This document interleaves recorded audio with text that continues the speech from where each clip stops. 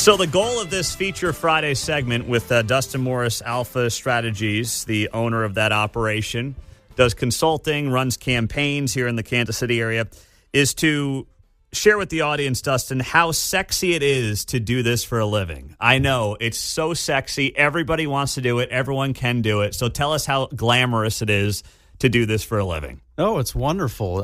You get to wake up at 6 in the morning. You get to deal with candidates and all of their personalities that come with that, the highs and lows. I tell people that really my job is 90% of the time being a therapist. Yeah, I was going to say, you're a therapist for candidates, right? Yeah. That's what you do. Yeah, there's good days. You know, they'll have candidates Monday, they're high, and then you talk to them the very next day, and they've heard some rumor on Facebook or a friend called them and said they saw this, and then they get in their head and want to walk off a cliff. Yeah. Wow. So on that note, then, I mean, and also you're out how many nights a week during campaign season? Pretty much every night. If I'm not at an event for a fundraiser or volunteer event, you're out knocking doors. My wife hates the job that I'm in, even though she technically got me into it when we were in college. So now I get to see her a little more. I don't really get a break because now I get to do all the honey to-do list stuff around the house that's been building up the last year and a half. Yes, exactly right. So she got you in to this line of work, and now she's pissed that you're never around? How does that work? What's that all about? Oh, no, I think she was I give her a hard time about it. We met in college. She knew what she was going to do. She's a nurse now at KU Med. And, I was she thought I was a bit of a college bum hanging out with a bunch of kids. You're with the wrong crowd. Yeah. And she found an internship flyer for KU for a DC internship program. Went out there for about 5 months, interned in Senator Moran's office, and figured, I'll see if I can keep this going. Found an internship program back here in Kansas City, actually at Axiom Strategies, and then it's kind of been the same thing ever since. So when you look at this industry, consulting, running campaigns, what's changed the most? Because you're a younger guy. What's changed the most even in the last 10 to 15 years that you've been in the business? Well, that's interesting. I mean, we've talked a little bit about, a lot of people think they can do it, and you really can. I mean, even when I work with clients, they'll ask me questions, and I kind of just beat my head against the wall going, you could have Googled that or kind of looked it up yourself. It's a lot of easy stuff you can do. But what's really changed is just the reliance on tech, which is a good thing. I mean, when I first started out, the walk apps were kind of becoming a thing because smartphones were more ubiquitous. Mm-hmm. People used to use paper walk lists, which is just a nightmare to use and organize.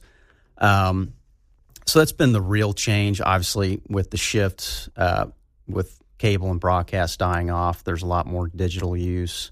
I would say in the next 1 to 2 cycles, broadcast will probably be dead as a medium for a lot of campaigns because you can just do so much on addressable TV, buying the specific household you want to target versus, dropping $300,000 on a broadcast buy that you don't know who you're reaching. You're guessing, I'm going to buy Survivor, or I'm going to buy, Real Housewives to reach suburban women. Instead, you can just go, well, I want to buy the stuff that they're streaming at their home. Yeah, I want to buy the housewife in Johnson County who's watching fill in the blank. Yeah, whatever they're watching. Yeah, whatever they're watching. Wow, okay. Now, on the other side of that, though, how much of the business has become, it's kind of like, I think about it like baseball.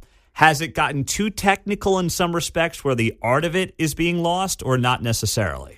No, I think you still have an art to it, and that's really where the nuance of this business comes in of, people see, I think I can do that. I just see what they're doing. I got complaints even this campaign cycle of, people would see me sitting in a back office all the time doing stuff thinking I'm not doing anything. I should be out there 18 hours a day door knocking. It's like, no, I'm managing emails, working with the media, making sure everything's running on schedule for clients and things like that.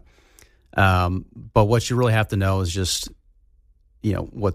what you learn from time and, being in a specific area is the nuance of different, whether it's a state Senate district or a House district, of saying, well, this message is going to work better here, really digging into the demographics of an area going, well, a message in Northeast Johnson County is going to work differently than a message in, Olathe, for example, or even, something that appeals to people in Johnson County isn't going to appeal to somebody in Wichita or even, out in Springfield, Missouri.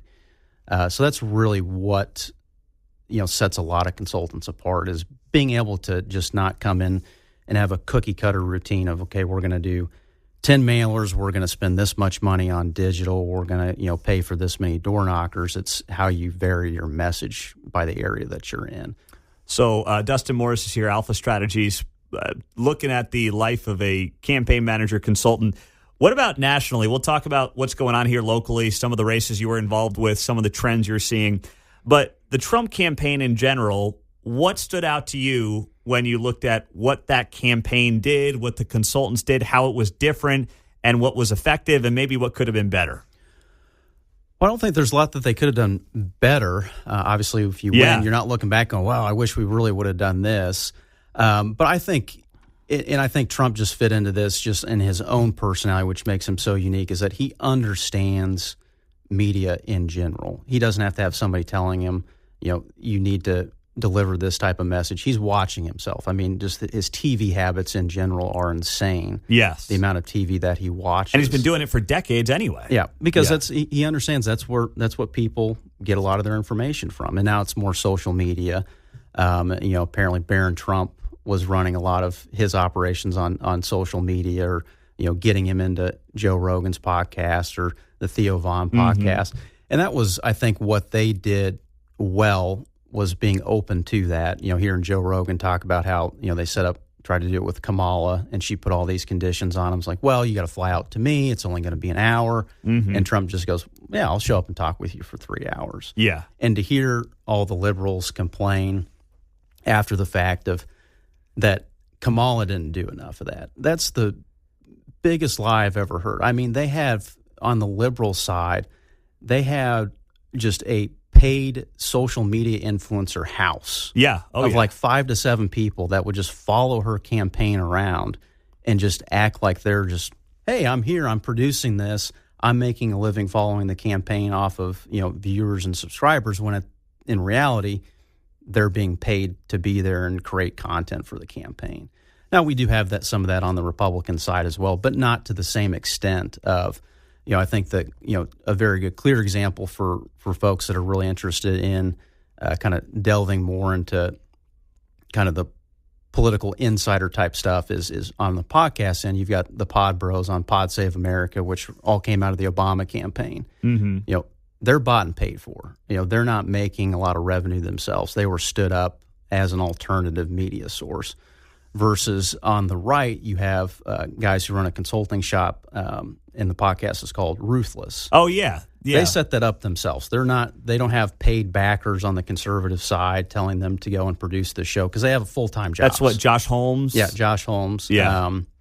Comfortably Smug. Yes, those guys. Yes. So we have equal sources on the right versus the left. It's just who's paying for it is what the difference is. Yeah, okay. So you're saying the guys on the left are backed by big money Democratic interests, and the guys on the right actually are like, doing it through traditional ad revenues and things like that? That's right, yeah. And I still get some of it in my feed, and, I can suss it out that, hey, this is just paid fake content. Yeah. Whether it's on Instagram or really on TikTok is where the left heavily invested. And again, we do have some of that on the right, but it's more organic versus paid. Okay.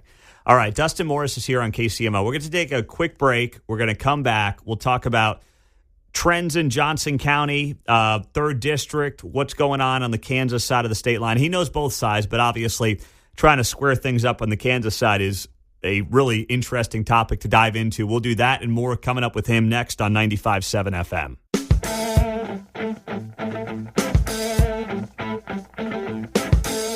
Hey, it's Dan Bongino. Tune into my show every day from noon to 2 p.m. on KCMO, now on FM 95.7. Dustin Morris, Alpha Strategies, is here on KCMO, getting insight into the life of a consultant and campaign manager on a featured Friday segment. Let's talk about, Dustin, what happened here last week in the elections, and specifically Johnson County, which remains, would you say, a Democratic county right now, a blue county, or is that too strong at this point? Democratic locally, nationally Democratic, but for some reason at the state level, we still had Republican wins across the board, picked up a couple House seats, picked up the new Senate seat that's in the area. So I think part of what it is, we've talked about it. We have a lot of highly educated people in the county. Off air, we were talking about how Johnson County ranks 80th in the country for household income, 45th in the country for per capita income. And overall, we have 53% of adults 25 and older in the county have a college degree, and that's compared to nationally 38%. Wow.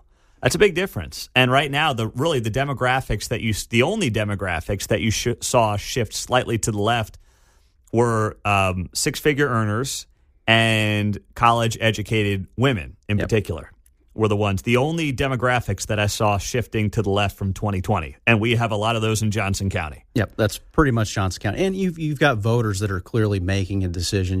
We won't have the exact final results tabulated until early next week. Today they certify the election officially.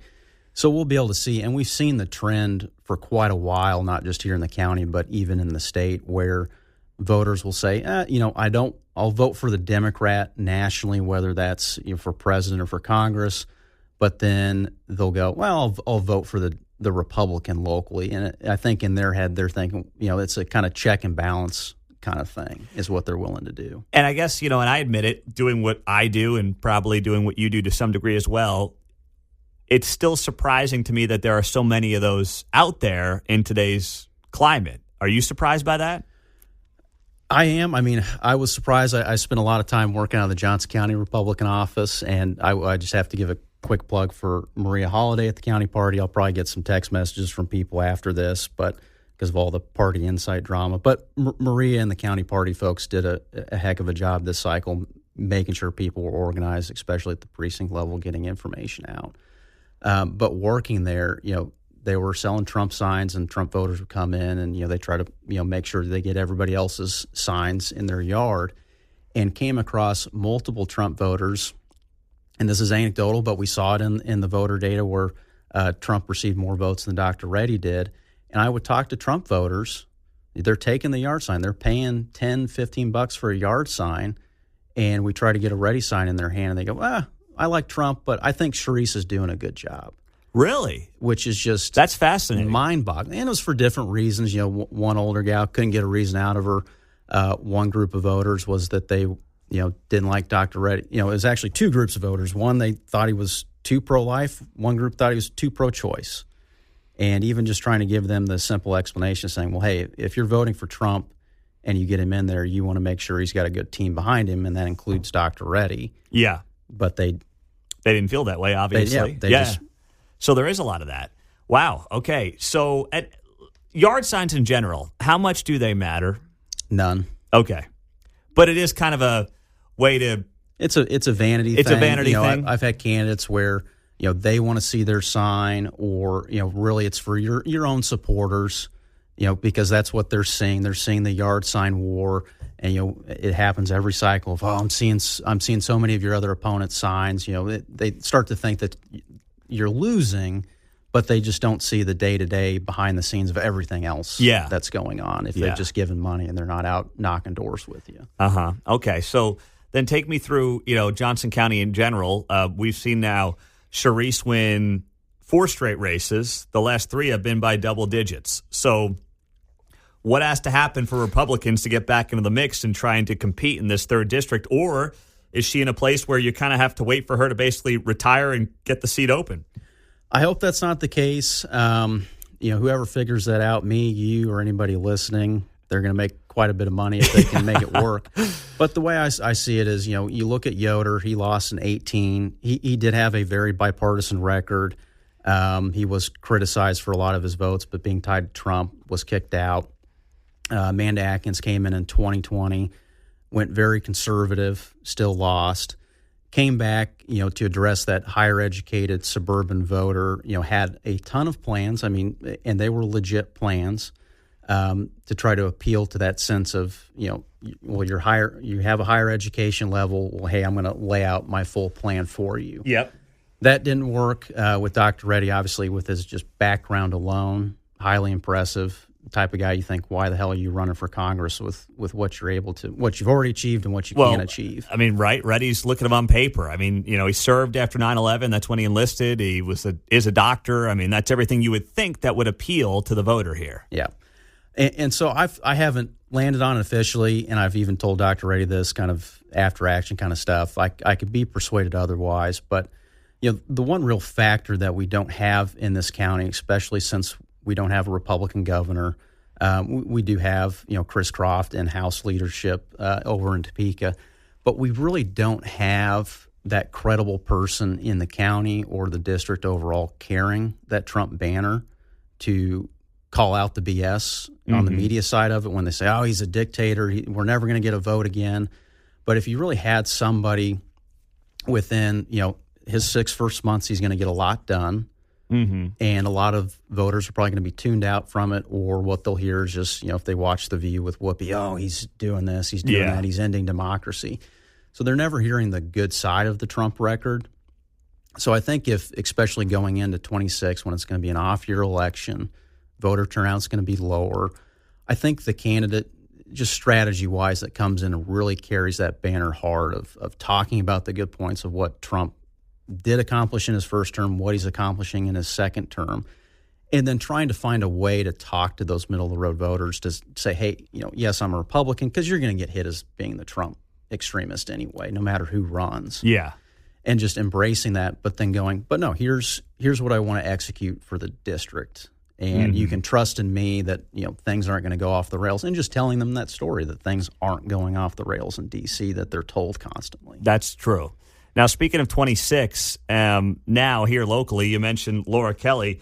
There will be an open race for governor, and I know there's a lot of Republicans who are going to think that they're the person to get that thing back red after being blue for the last 8 years. How hard will it be, and who's on that short list here in the next couple minutes? I think it's still going to be an uphill battle.